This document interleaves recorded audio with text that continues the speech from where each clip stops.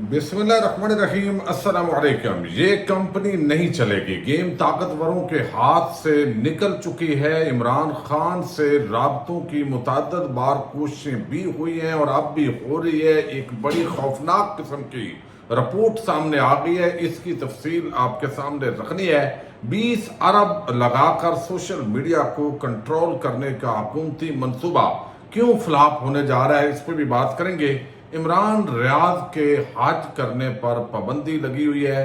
یہ معاملہ کیا ہے؟ اور مخدوم شہاب الدین کیس کی بھی آج اسلام آباد ہائی کورٹ میں عام سماعت ہوئی ہے، اس کی کچھ تفصیل آپ کے سامنے رکھنی ہے۔ امید ہے آپ ویڈیو سماعت کریں گے اور اپنے قیمتی فیڈ بیک سے ضرور آگاہ کریں گے۔ اگرچہ آپ دیکھ رہے ہیں کہ اس وقت تحریک انصاف کے خلاف بہت سارے اقدامات کیے جا رہے ہیں، تحریک انصاف کے عام رہنماؤں پر متعدد کیسز بنائے گئے، لیکن اس دوران جو رجیم چینج کے خلاف جن صحافیوں کا نقطہ نظر تھا، متعدد پر ٹی وی چینلز کے دروازے بند کیے گئے، کچھ کو بیرون ملک جانا پڑا، کچھ کو اٹھایا گیا۔ عمران ریاض جو ہے، آپ کو علم ہے، ان کو 2 مرتبہ اٹھایا گیا ہے۔ ایک مرتبہ تو ان کی گرفتاری ڈالی گئی اور ایک مرتبہ ان کو 4 مہینے تک جو ہے وہ اغوا رکھا گیا۔ عرش شریف جو ہے، ان کی شہادت پاکستان کی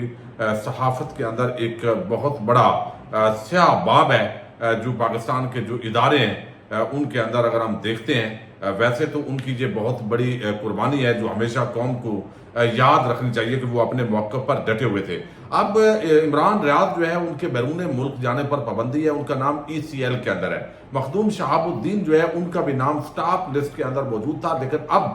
جو ہے وہ آج اسلام آباد ہائی کورٹ کی جو لاسٹ ڈیٹ آف ہیئرنگ تھی، اس پر جو سماعت ہوئی وہ تفصیل آپ کے سامنے رکھی تھی۔ تو آج باقاعدہ طور پر FIA نے اپنی جو رپورٹ ہے وہ جمع کروائی ہے عدالت کے اندر، اور یہ بتایا گیا ہے کہ مخدوم شہاب الدین جو ہیں، ان کا کسی بھی لسٹ کے اندر نام نہیں ہے، نام ECL یا کسی سٹاف لسٹ میں نہیں ہے۔ FIA نے جواب آج جمع کروایا ہے اور لہذا وہ کہیں بھی جا سکتے ہیں۔ لیکن عمران ریاض کے حوالے سے جو ہے وہ ایک رپورٹ سامنے آئی ہے جس میں بتایا گیا کہ عمران ریاض کا نام ECL میں ہے، کچھ سائبر کرائم ہے،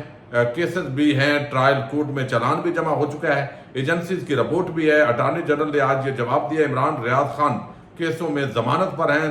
حج پر جانا چاہتے ہیں۔ میاں علی اشفاق ایڈوکیٹ نے ان کو بتایا ہے، تو چیف جسٹس اسلام آباد ہائی کورٹ نے کہا ہے کہ اگلے ہفتے پھر ہم رپورٹ مانگ لیتے ہیں۔ تو اس وقت وہ حج پہ جانا چاہتے ہیں، اس سے پہلے وہ عمرے پر جانا چاہتے تھے، لیکن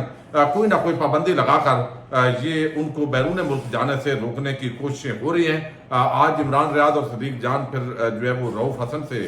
ملاقات کے لیے تحریک انصاف کے آفس بھی پہنچے ہیں اور ان کی تیمارداری بھی انہوں نے کی ہے۔ اچھا، دوسری جو بڑی ڈیولپمنٹ ہے، اور وہ آپ دیکھیے کہ اس وقت نون لیگ کی حکومت وہ اتنی خائف ہے سوشل میڈیا سے اور پاکستان کی عوام سے کہ عوام کی رائے نہ پہنچے، اس رائے کو دبایا جائے۔ سوشل میڈیا کو کنٹرول کرنا چاہیے، چائنا سے کچھ اور ممالک سے ایسی ٹیکنالوجی ہونی چاہیے کہ جو لوگ بھی حکومت کے خلاف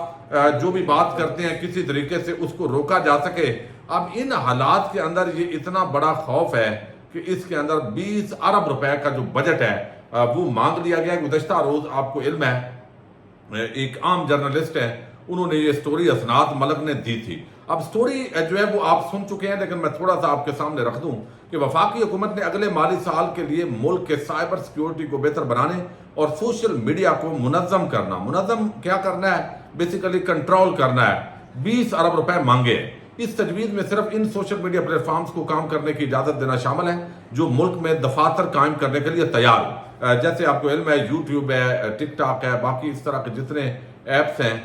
جو وہ چاہتے ہیں کہ یہاں پاکستان کے اندر ان کے آفسز قائم ہوں۔ حکومتی ذرائع نے ایکسپریس ٹریبیون کو بتایا کہ وزارتی انفارمیشن ٹیکنالوجی نے مالی سال 2024-25 کے بجٹ میں ڈیجیٹل انفارمیشن انفراسٹرکچر انیشیٹو کے لیے 20 ارب روپے مانگے،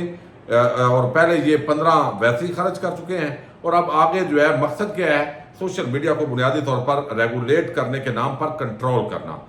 جو عمران خان کے حامی ہوں گے یا جو نون لیگ ہے اس کے مخالف جو رائے رکھنے والے لوگ ہوں گے، یہ بتایا جا رہا ہے کہ ان کے جو رائے ہے اس کو کنٹرول کیا جائے گا، لیکن یہ منصوبہ بھی فلاپ ہے۔ اس کی بنیادی وجہ یہ ہے کہ زیادہ سے زیادہ آپ کیسز بنائیں گے،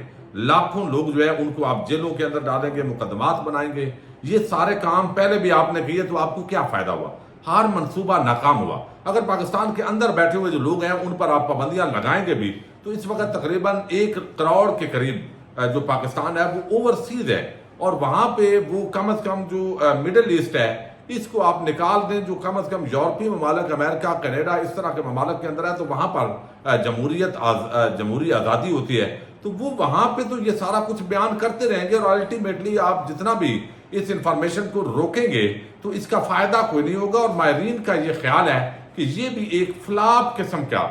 جو ہے وہ کام کیا جا رہا ہے، اس کو کنٹرول نہیں کیا جا سکتا، اور بنیادی طور پر یہ جو نون لیگ ہے اس کی یہ ایک خوف ہے کہ سوشل میڈیا پر جو عوام ہے، چونکہ پاکستان کی اس کی اکثریت وہ عمران خان کی حامی ہے، ہمارے مخالف ہے، اور یہی وجہ ہے کہ ہمیں 8 فروری کے انتخابات میں شکست ہوئی ہے، اور وہ اسٹیبلشمنٹ پر بھی ملبہ ڈالنے کی بعد آپ کوشش کرتے ہیں۔ گزشتہ روز جس انداز میں رانا ثناء اللہ نے کہا کہ اگر بات یہاں تک پہنچ گئی ہے، جو طنز انہوں نے بھی کیا اسٹیبلشمنٹ پر، تو پھر میرا خیال ہے صلح کر لینی چاہیے کہ جب خواجہ سراؤں کو استعمال کرنا پڑے گا تو اب یہ معاملہ ہے۔ اور دوسری طرف آپ دیکھ رہے ہیں ڈاکٹر فاروق ستار ہیں، وہ کہتے ہیں عمران خان کو منانا پڑے گا، عمران خان سے بات کرنی پڑے گی، اس کے پاؤں پڑنا پڑے گا، اس کو قائل کرنا پڑے گا، ورنہ کوئی چارہ نہیں ہے۔ اور اب اس کی جو تصدیق ہے وہ ایکسپریس ٹریبیون کی شہباز رانا کی بڑی عام خوفناک سٹوری ہے کہ جو کچھ پچھلے 2 سالوں کے اندر دعوے کیے جاتے رہے طاقتور حلقوں کی طرف سے، نون لیگ پیپلز پارٹی کی کمبائنڈ جو 1 پیج حکومت ہے اس کی طرف سے،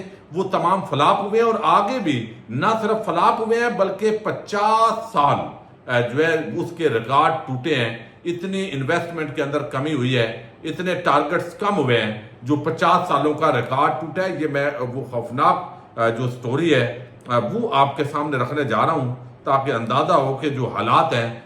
دعوے کیے جاتے ہیں کہ اب عرب ممالک آ رہے ہیں، اب یہ ہیں، حالانکہ وہ انویسٹمنٹ نہیں ہے، بہت ساری چیزیں اس کے اندر وہ ہیں کہ جو ہم نے بیچنی ہے، اور ہم خریداروں کی تلاش کے اندر ہیں، اور یہ ایسی بات ہے کہ گھر کے برتن بیچیں اور چند دن مٹن کھائیں اور جو ہے وہ ناچ گانا کریں اور کہیں واہ بھائی واہ بڑا پیسہ آ گیا ہے، تو اس کا تو فائدہ نہیں ہے۔ انویسٹمنٹ تو یہ ہے کہ آپ کی ایکسپورٹ میں اضافہ ہو، آپ کے یہاں پہ کارخانے لگیں، مزدوری لوگوں کو ملے، روزگار کے مواقع پیدا ہوں، اور جو جس طرح گندم جو ہے اس کے اندر حملہ کر کے کسانوں کو برباد کیا گیا ہے، اور کوشش کی گئی ہے الٹیمیٹلی جو زراعت ہے اس کو بھی تباہ و برباد کیا جا رہا ہے، اور آگے جو شوگر مافیا ہے اور جو مافیات بیٹھے ہوئے ہیں، بیسیکلی یہ ملک جو ہے وہ ان کے کنٹرول میں بدیر جو ہے وہ نظر آ رہا ہے، وہ ہر جگہ سے فائدہ اٹھاتے ہیں۔ پولٹری کی انڈسٹری کے اندر اگر آپ دیکھیں تو اتنے بڑے کارٹلز ہیں، اتنے بڑے مافیات ہیں کہ ہم لوگ عموماً یہ سمجھ رہے ہوتے ہیں کہ جو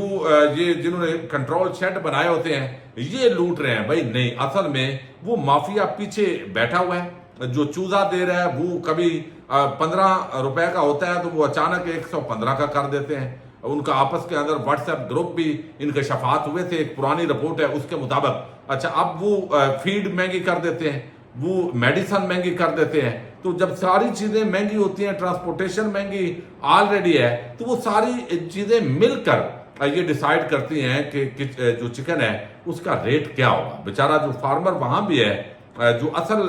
کام کرنے والا ہے وہ رل گیا ہے، اور اوپر جو اصل فائدہ اٹھانے والا مافیا ہے وہ پیچھے بیٹھا ہوتا ہے، اور بیٹھ کے وہ اپنا جو ریٹ ہے وہ طے کر رہا ہوتا ہے۔ تو یہ اوورآل کارٹل بنے ہوئے ہیں پورے ملک میں۔ اب یہ ہمیں سبز باغ دکھایا گیا پاکستانیوں کو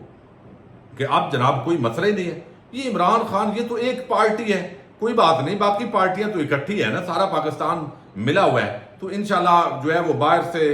بڑی فنڈنگ آئے گی، سرمایہ کاری ہوگی، اور پاکستان کے اندر جو ہے وہ خوشحالی ہوگی۔ تو عمران خان یا تحریک انصاف نہ بھی ہوئے تو کیا ہوگا، لیکن نہیں، اس کا بڑا رزلٹ نکلا ہے، اور یہ شہباز رانا کی جو سٹوری ہے یہ بڑی جو ہے وہ عام اس کے حقائق سے پردہ اٹھاتی ہے۔ وہ لکھتے ہیں ایکسپریس ٹریبیون کے اندر کہ special investment facilitation council SIFC کی جانب سے سرمایہ کاری کو بڑھانے کی کوششوں کے باوجود ملک میں سرمایہ کاری کا رجحان کم ہوا ہے، یعنی پہلے سے بھی کم ہو گیا ہے۔ دعوے کیے گیا کہ ہم نے 100 ارب ڈالر اس طرح لے کے آنا ہے۔ بھائی یہ ٹیبل جو چارٹ بناتے ہیں نا، یہ سارے کام اس طرح نہیں ہوتے، جس کام کے اندر عوام ساتھ نہ ہو وہ کام کبھی نہیں ہوتا۔ اور جو یہاں پہ ہو رہا ہے تماشا، لوگوں کو اٹھایا جا رہا ہے، نجائز کیسز، بوگس کیسز کے اندر ڈالا جا رہا ہے، تو وہ یہی کچھ ہوتا ہے پھر۔ اچھا، اب لیکن پکڑیں گے کس کو، اس کا ذمہ دار کون ہے، یہ اصل میں عام چیز ہے۔ اچھا، اب یہاں پہ وہ کہتے ہیں یہ کم ہوا ہے، سرمایہ کاری کی شرح گزشتہ 50 سال کی کم ترین سطح پر پہنچ گئی ہے۔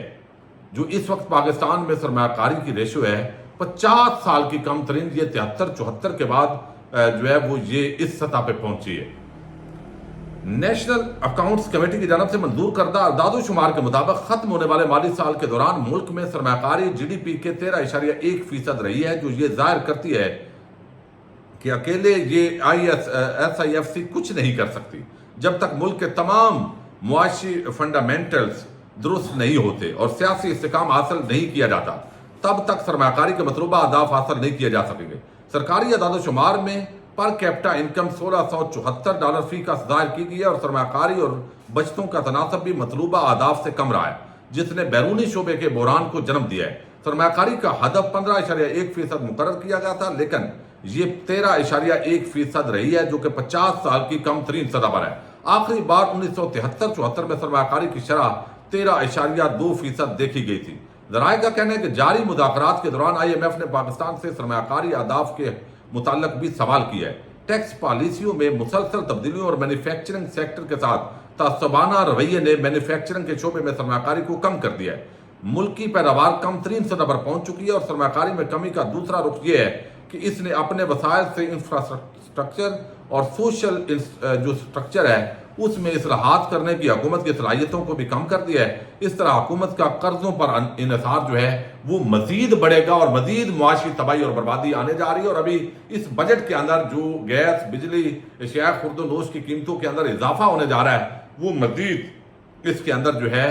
وہ چیخیں نکالنے جا رہا ہے۔ یہ ایکسپریس ٹریبیون کی سٹوری ہے۔ شہباز رانا، آپ کو علم ہے، بڑے عام جو ہے وہ جرنلسٹ ہیں جو معاشی امور کو جو ہے وہ کور کرتے ہیں۔ اب اس پوری صورتحال کے اندر کہا گیا جی عمران خان تحریک انصاف سائڈ پہ ہے، کوئی بات نہیں، باقی تو سارے اکٹھے ہیں نا، تو ہم ملک کو بہتر کر لیں گے، لیکن ایسا نہیں ہو سکا۔ اور اس کے اندر بتایا گیا ہے کہ معاشی استحکام جڑا ہوا ہے سیاسی استحکام سے۔ اب اس کو جو ہے وہ رپورٹ کیا، جو خبر دی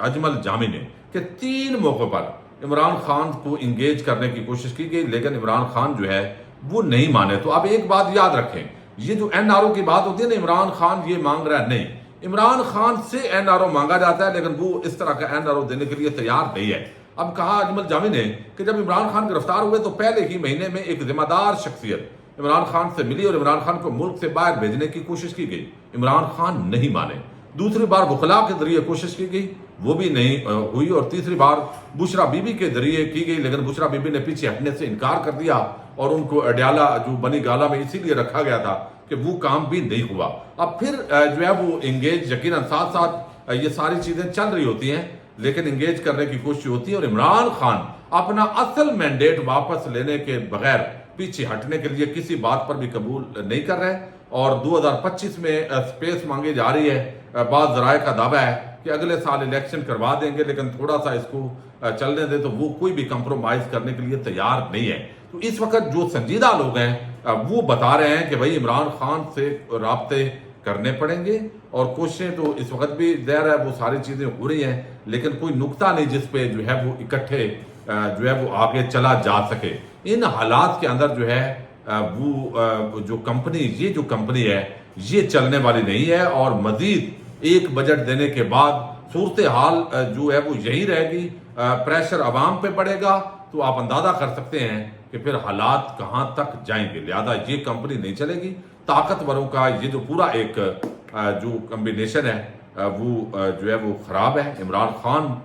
کو منانے کے علاوہ اب بغیر کوئی چارہ نہیں ہے، اور یہ معاشی ماہرین اس تمام جو چیزیں ہیں اس کی نشاندہی کر رہے ہیں۔ پاکستان زندہ باد، پاک فوج پائندہ باد۔